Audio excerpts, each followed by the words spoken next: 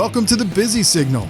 My name is Jim, and this is my retrostalgic 80s, 90s, and early 2000s podcast. This show aims to salute all the stuff from back in the day that is now extinct or quickly going that way. The Busy Signal, episode 31. Thanks for listening. Hey everybody, it's getting to be the holiday season and things are ramping up around here, so we're going to do a quick, tight episode. And a couple episodes ago, we talked about extinct fast food. And that got me to thinking about this other aspect of fast food that was just really important to kids. The toys, right? The kids' meal toys, the Happy Meal toys, whatever they were called. As far as marketing goes, the inclusion of toys in kids' meals was brilliant. Forget the food, kids could now beg their parents to return to an establishment based solely on a promotional toy that would be included in the meal. And these toys would always be based around one thing: entertainment, things that kids were watching, movies, cartoons, television, you name it. If it was popular, fast food joints had toys correlating to that to get you in the door. Oh, and by the way, it's not enough just to go in once and get the toy. There's a catch. Not only were these available for a limited time, these toys were never just standalone. They were always part of a set.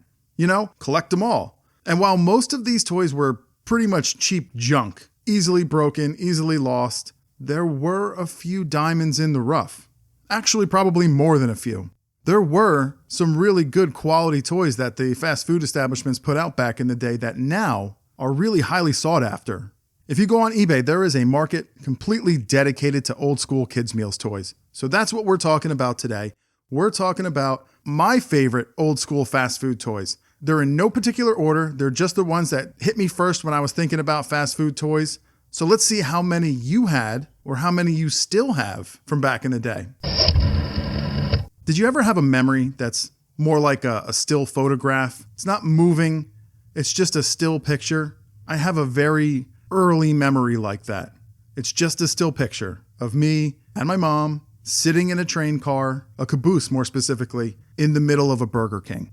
I don't expect that to make any sense to you, but yeah, I just said I was sitting with my mom in a train caboose in the middle of a Burger King. For whatever reason, the BK in my town had a massive, real-life-size train caboose in the middle of the dining area in the Burger King. I can only assume that the owner of that particular franchise was a train nut and really somehow acquired a caboose and said this would be a good place for it. But I'll tell you what, it was the most sought-after seat in the joint. It was always occupied. And as a kid, that was really frustrating because it was so special because no other Burger King had that. So when we went to Burger King, which wasn't every day, but it was just like, maybe we'll get to sit in the train car. And there was one time, it must have been an afternoon on a weekend, but it was not very busy there in that Burger King. And the train car was available. And the other part of that memory of me sitting in that train caboose with my mom at the Burger King was my drink. My drink, and it had the straw sticking out of it, but there was a toy hanging from the straw. It was a Thundercats toy, and the character's name was Snarf. It was kind of like a pencil topper. You would slide him over the top of your pencil and it looked like he was grabbing on, but it fit perfectly on a Burger King straw as well. So I was a big fan of Thundercats when I was a kid, and between 1985 and 1986, Burger King put out a couple Thundercats specials in their kids' meals. Thundercats! Thundercats are coming to Burger King! Thundercats! Thundercats, please! With Thundercats treasures at Burger King and a little imagination, you can slip into a world of action and fantasy. Thundercats! Every week, there's a new treasure and Thundercats pack. 4 of them in all for you to collect, each at 49 cents. Thundercats at Burger King! While supplies last. So between 85 and 86, I was probably between 4 and 5 years old, so that was right up my alley. Loved the Thundercats, got Snarf, but they also offered other toys. There was the Snarf pencil topper, there was the Thundercats reusable cups, a ring with the Thundercats symbol in it, and this really cool light switch cover with the Thundercats and the Burger King logo. Needless to say, I was a big Thundercats fan. This was amazing. I do wish I knew where that Snarf pencil topper went, but that's life, I guess. I guess if I want it back, I gotta hit up eBay, right? Thundercats, ho! All right, so this is a fun one, and it's actually a little bit of a history lesson. I learned a little bit during this one. If you're a music buff, you're probably familiar with the song Mac the Knife. It's a song that dates back to 1928, and that's when it was composed, for a German opera called the Three Penny Opera. Decades later, the lyrics were translated to English, and the song was re-recorded and sung by Louis Armstrong in 1955.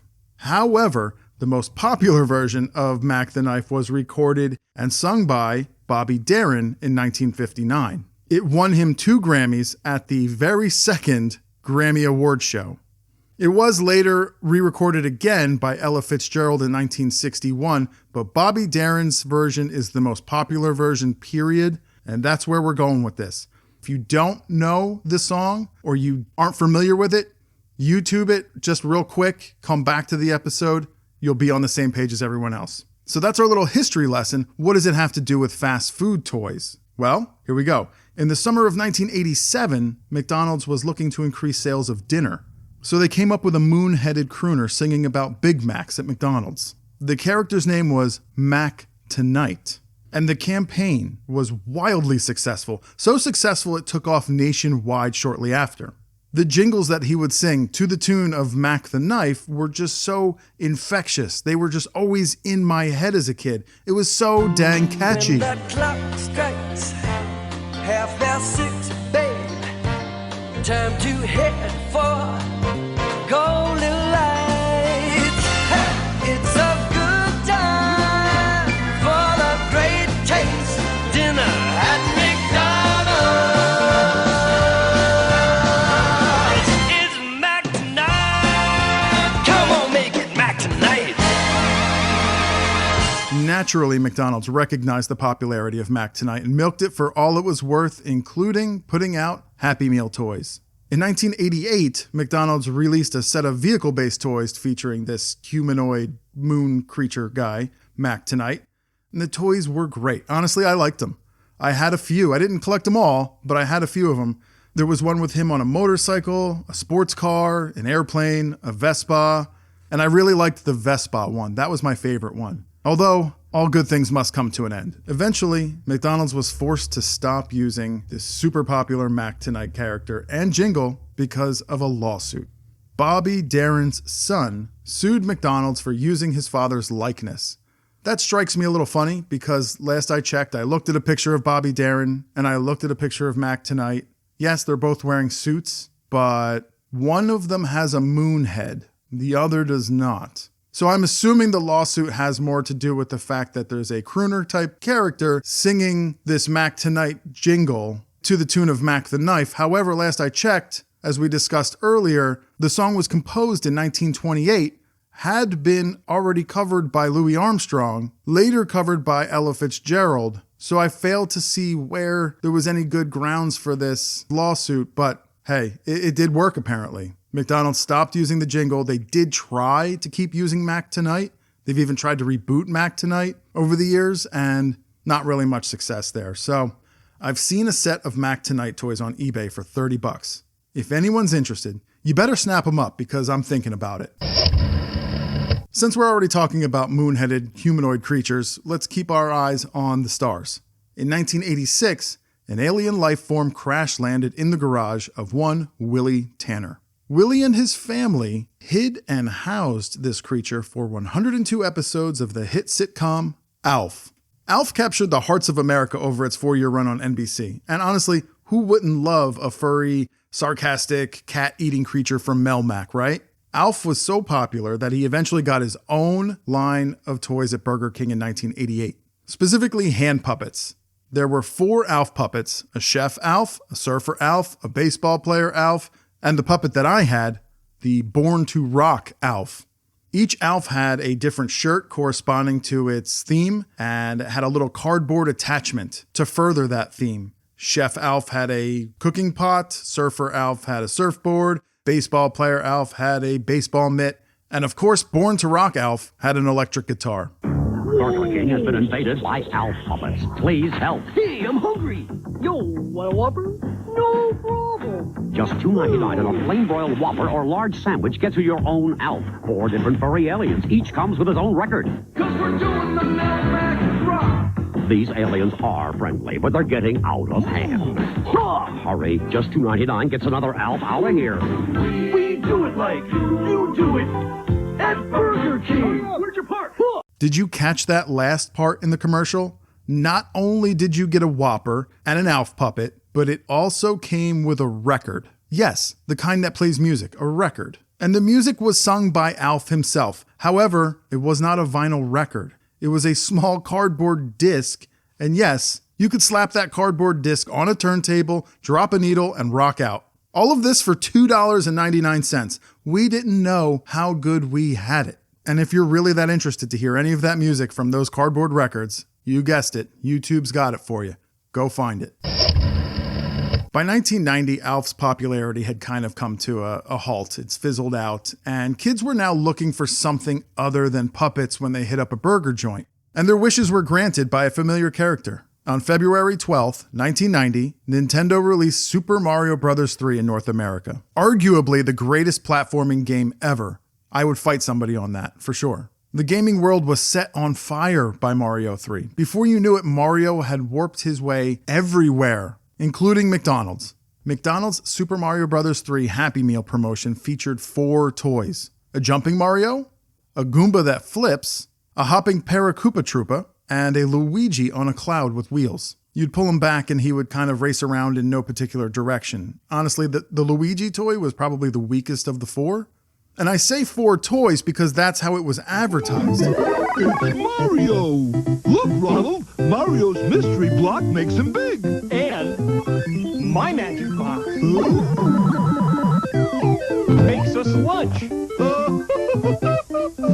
What's in McDonald's Happy Meal? One of 4 Nintendo Super Mario Bros. 3 toys. A Mario toy that jumps, or an acrobatic little Goomba, a pullback Luigi, or a hopping Koopa Paratroopa. 1 toy with each Happy Meal you buy. But if you had a keen eye and you read the small print in the adverts, you might have noticed that there was a special toy for children under 3. And this was a common thing. There were the toys that were advertised, and then if you went to an establishment, you could find out that there were under 3 toys. They were U3, they were called under 3. Because the toys that were advertised, the popular ones, the one that everybody wanted, they were for older kids and they probably had pieces that were probably a choking hazard. So there was a special secret 5th toy, a squeezable raccoon Mario. And you only got a hold of this well-kept Mario secret if you actually asked the worker at McDonald's when you were ordering your food.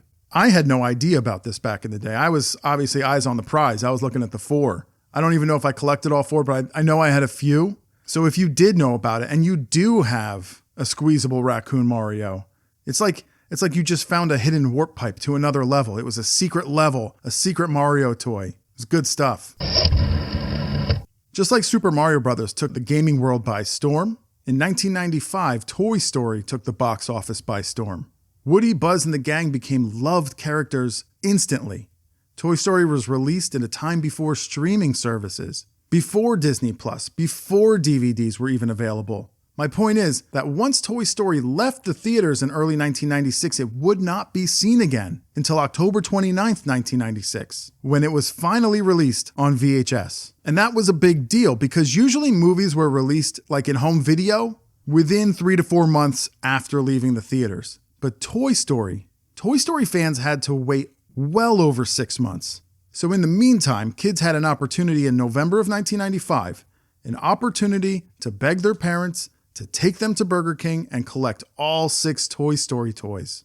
The complete set included Woody, Buzz, Potato Head, Rex, RC, and 4 green army men.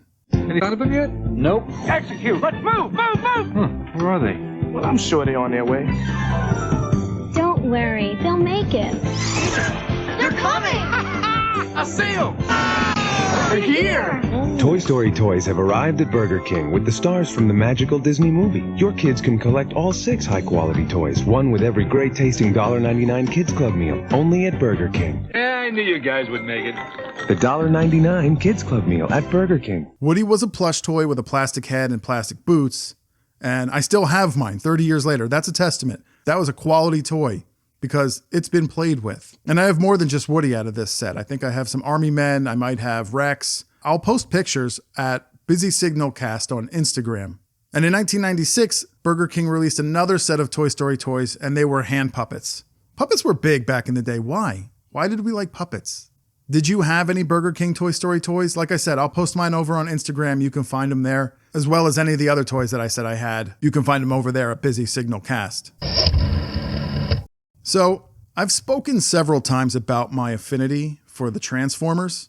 I've even done a 2-part episode on the original Transformers movie. And I feel like almost every episode, somehow I work in Transformers or they get mentioned. So today's going to be no different.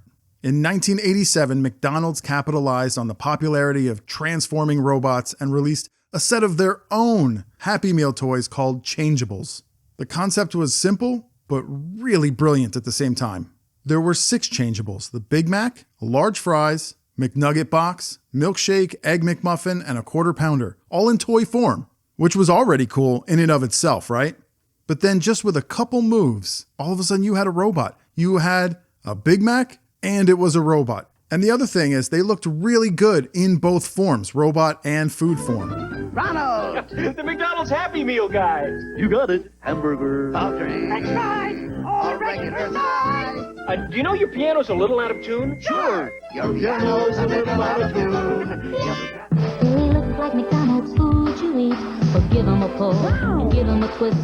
Hidden inside is something neat, a changeable robot you'll want to meet. There are 5 movable, twistable Changeables, one in every McDonald's Happy Meal. It was incredible, and they were really high quality. Like, you could beat on them, drop them, play with them. They didn't wear out. They're still around. They're all over eBay. Go find them, because McDonald's ran a few series of Happy Meals changeable toys. Series 2 in 1989 and Series 3 in 1990. Although the 1990 set of toys was a dinosaur-themed set, and that was really cool as well. I didn't have any of those, but I wish I kind of did, honestly.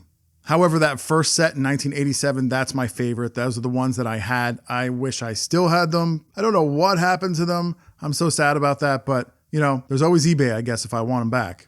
I do see that in 2019, they re-released a couple of the Changeables, just 2 of them, as part of a 40-year celebration of the Changeable. But only 2? And I don't even remember hearing anything about it. So I'd love to see McDonald's actually re-release a whole set or a full set of all of them. You know, people would pay extra for that, right? For like maybe the 50th anniversary, which isn't that far away. So let's do it right this time, McDonald's. Let's go. 50th anniversary, full set of Changeables. All right, so there's not really any like hiding the fact that this was completely dominated by Burger King and McDonald's. I know that other fast food restaurants probably offered and did offer toys, but this was my list. This was my list of my favorite, and it just kind of really happened to fall that way. I'd love to know what your favorite fast food toys were back in the day, or if you still have any of those old toys, all those Happy Meal toys, Kids Meal toys. Snap a pic and tag me on Instagram at BusySignalCast. I'll reshare it and hook you a shout out. This past week on Instagram, if you head over to Instagram at BusySignalCast, I've been sharing a lot of Thanksgiving-centric commercials. So check that out and see if there's any that you remember. And if there's any that you want to see for next year, let me know. Also, if you liked this episode, please take a minute, subscribe on Apple Podcasts or Spotify, leave a 5-star rating or a positive review. I'll read your review on a future episode, just like I'm about to do right now for J.E. Kamitz. Blasts from the past in every episode. This podcast will help you remember so many fun things from your childhood if you were a kid in the 80s and or 90s. Toys, games, PSAs, and commercials. Thanks, J.E. Kamitz. That's another certified rad review. And that's the end of another super rad show. So thanks for listening. Catch you later.